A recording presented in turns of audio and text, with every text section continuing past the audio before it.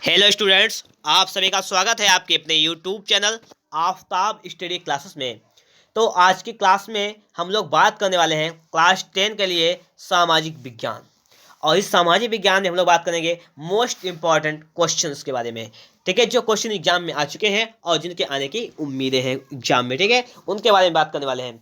Video अच्छा लगे तो एक बार लाइक करना, और अगर आप लोग चैनल पर नए हैं तो चैनल को फटाफट से सब्सक्राइब भी कर लेना। तो आइए स्टार्ट कर लेते हैं हम आज का क्लास।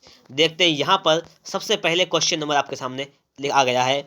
और क्वेश्चन नंबर आते ही यहाँ पे कह रहा है कि इटली के एकीकरण में, अब देखिए क्वेश्चन आया कब है, ये भी देख लेते हैं। 2018 में आया हुआ है और 2020 में आया हुआ है। इंपॉर्टेंट क्वेश्चन को यहाँ पे रखा गया है, इसलिए वीडियो को लास्ट तक देखना ना भूलें। कह रहा है कि इटली के एकीकरण में महत्वपूर्ण भूमिका निभाने वाले 3 नेताओं के नाम लिखिए। इटली के एकीकरण के लिए 3 नेता कौन कौन से, उनके नाम बताने हैं। तो देखिएगा आपके सामने यहाँ पे लिखे हुए हैं। एकीकरण मेजनी, काबूल, गेरिबाल्डी। कितने लोग थे? 3 लोग ये नेता थे मुख्य। ठीक है, मेजनी, काबूल, गेरिबाल्डी, इन्होंने मतलब क्या है, महत्वपूर्ण भूमिका निभाई थी। इसलिए आप लोग चाहे कॉपी पर नोट भी कर लीजिएगा और चाहे इनको साथ साथ में याद भी करते चलिएगा। ठीक है, एक क्वेश्चन हुआ आपका। और देखते हैं आगे क्वेश्चन। देखिए ये भी क्वेश्चन है, देखिएगा कब आया हुआ है। 14 में आया हुआ है, 17 में आया हुआ है, 18 में आया हुआ है, 20 में आया हुआ है। फ्रांस की क्रांति के 2 परिणाम लिखिए। क्या कह रहा है कि फ्रांस की क्रांति जो थी उसके परिणाम लिखिए। तो देखिए एक परिणाम क्या है, ऑस्ट्रिया का एकीकरण हो गया था और फ्रांस में राजतंत्र के स्थान पर समाजवाद की स्थापना हुई थी। इसके लिए मैंने एक अलग से वीडियो डाल रखा है, आप लोग हमारे चैनल पर जाएं, वहां से देख सकते हैं। ठीक है, आगे देखते हैं अगला। देखिएगा अगला क्वेश्चन नंबर 1 यहाँ पर देखिए आ गया। अगला क्वेश्चन नंबर 3 जो है, अलग अलग से क्वेश्चन उठाए मैंने, तो देखिएगा इंपॉर्टेंट लिए हैं यहाँ पर। कह रहा है कि भारत छोड़ो आंदोलन में गांधी जी ने कौन सा नारा दिया था। तो भारत छोड़ो आंदोलन में गांधी जी ने नारा दिया था, करो या मरो, डू और डाई। क्या नारा दिया था कि डू और डाई, करो या मरो का नारा दिया था महात्मा गांधी ने। अगला क्वेश्चन है यहाँ पर कि गांधी जी द्वारा चलाए गए किन्हीं 3 आंदोलनों के नाम लिखिए। 3 आंदोलन बताइए कोई से भी। तो देखिएगा, असहयोग आंदोलन चलाया था गांधी जी ने, एक चलाया था सविनय अवज्ञा आंदोलन, एक भारत छोड़ो आंदोलन। ये सिर्फ और सिर्फ 3 आंदोलन के नाम यहाँ पर बताए हुए हैं यहाँ पर। और भी आंदोलन थे, ठीक है। यहाँ पर असहयोग आंदोलन था, और यहाँ पर था सविनय अवज्ञा आंदोलन और भारत छोड़ो आंदोलन। कोई 3 पूछ रहा था तो कोई 3 आपको लिख देना है यहाँ पर। और आगे देखिएगा यहाँ पर सन 1922 में असहयोग आंदोलन क्यों वापस लिया गया था। ठीक है, ये क्यों वापस लिया गया था, ये क्वेश्चन 11 में आया हुआ था, 20 में भी आया हुआ है। तो महात्मा गांधी ने चौरी चौरा कांड से दुखी होकर, ठीक है, असहयोग आंदोलन को वापस लिया था। चौरी चौरा कांड हुआ था 1922 में, इसलिए उन्होंने 1922 में उसको वापस ले लिया था। ठीक है, अब देखते हैं आगे। अब देखिए आगे क्वेश्चन भी आपके सामने इंपॉर्टेंट ही है। कह रहा है कि आनंद मठ उपन्यास के लेखक कौन है। तो है बंकिम चट्टोपाध्याय, बंकिम चंद्र चट्टोपाध्याय। स्वराज हिंद पुस्तक के लेखक महात्मा गांधी जी हैं, स्वराज हिंद। भारतीय राष्ट्रवाद के उदय के 3 कारणों को लिखिए। राष्ट्रवाद के उदय के कारण, देखिए इस 2020 में आया क्वेश्चन है। तो पाश्चात्य शिक्षा एवं साहित्य, ब्रिटिश सरकार द्वारा शोषण और अत्याचार, यातायात के साधनों में विकास, यातायात के साधनों का विकास। ठीक है, ये थे राष्ट्रवाद के उदय के कारण। और अगर हम आगे बात करें तो आप लोग देखिए आगे लिखा हुआ है, समझने का प्रयास कीजिएगा यहाँ पर कि महामंदी का क्या आशय है। तो महामंदी किसे कहा गया था, 2020 में क्वेश्चन आया हुआ है। तो 1929 में, इसमें 1929 में विश्व भर में उत्पादन, रोजगार, आय, व्यापार में जो गिरावटें हुई उसे महामंदी कहा गया था। 1929 में विश्व भर में उत्पादन, रोजगार, आय व व्यापार में जो भी गिरावटें आई उन्हें क्या किया गया, महामंदी कहा गया। अब देखते हैं अगला क्वेश्चन। देखिए अगले क्वेश्चन हमारे सामने क्या कह रहा है उसको देख लेते हैं। देखिए अब आपको यहाँ पे एक चीज चेक कर लेनी है कि ये क्वेश्चन आया कितनी बार है। देखिएगा कितनी बार आया है ये क्वेश्चन, कितनी बार आप आए हुए हैं ये चेक कर लीजिएगा। ठीक है, तो इसके मतलब इंपॉर्टेंट क्वेश्चन है हमारे, इनको भी सही से पढ़ना है। अब देखिए यहाँ पर जो लिखा हुआ है इसको थोड़ा सा ऐसा कर लेते हैं, जूम कर लेते हैं थोड़ा सा। लिखा हुआ है कि किस नदी का जल यातायात के लिए सबसे अधिक उपयोग किया जाता है। यातायात के लिए किस नदी का जल किया जाता है, तो हुगली नदी। हुगली नदी में जो है ज़्यादा यातायात किया जाता है। तो ध्यान रखिएगा, हुगली नदी कोलकाता की नदी है जो हुगली नदी, ठीक है, वेस्ट बंगाल, पश्चिम बंगाल मतलब कोलकाता। आगे लिखा हुआ है कि भारतीय निर्यात की जाने वाली 4 वस्तुओं के नाम लिखिए। निर्यात मतलब भारत से दूसरे देशों में भेजे जाने वाली किन्हीं चीज़ों के नाम लिखना है। ये चाय है जो भारत से भेजी जाती है दूसरे देशों में, जूट का तैयार माल, सूती वस्त्र भेजे जाते हैं, कहवा और काजू। तो ये देखिए याद कर लीजिएगा, मोस्ट इंपॉर्टेंट क्वेश्चन देने वाला है, 2 नंबर का आता है।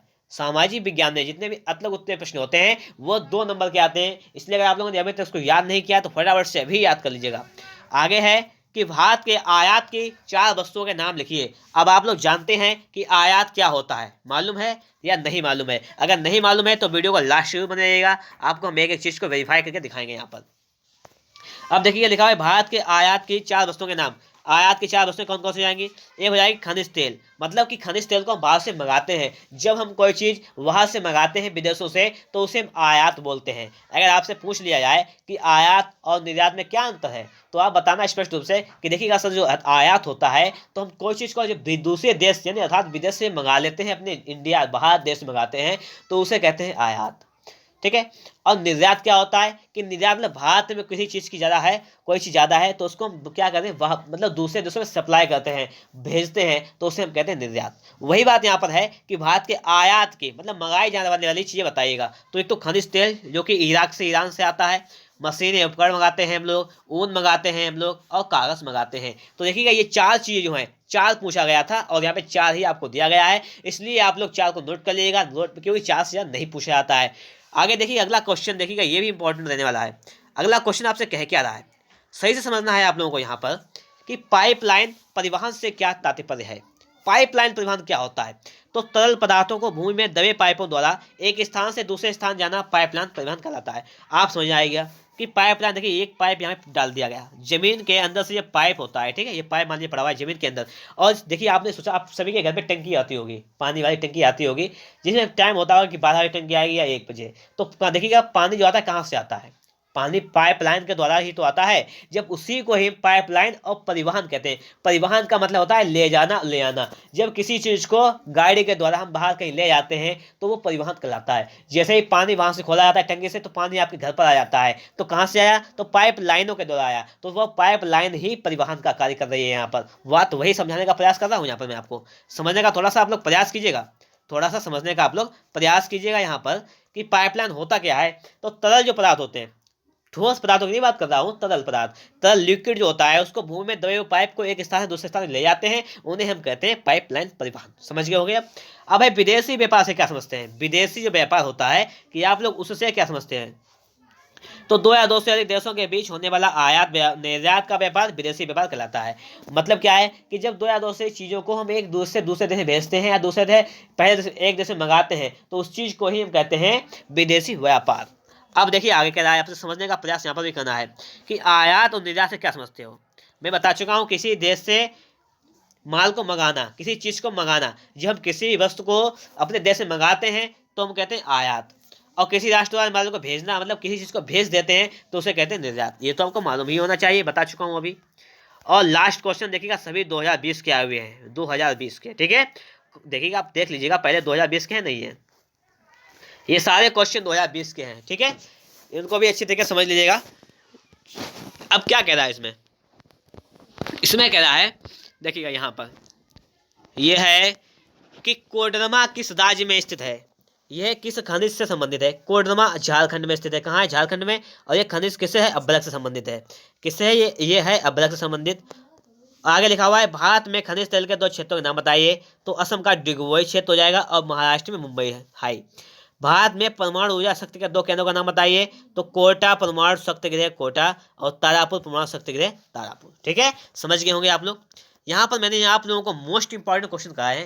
अगर आप लोगों को हमारा वीडियो पसंद आया तो फटाफट से एक बार वीडियो को लाइक करके चैनल पर सब्सक्राइब जरूर कर लें, ताकि आप लोग भी बेहतर से बेहतर तैयारी कर सकें और अपना अच्छा सा स्कोर कर सकें। तो इस प्रकार से हमारा वीडियो समाप्त होता है।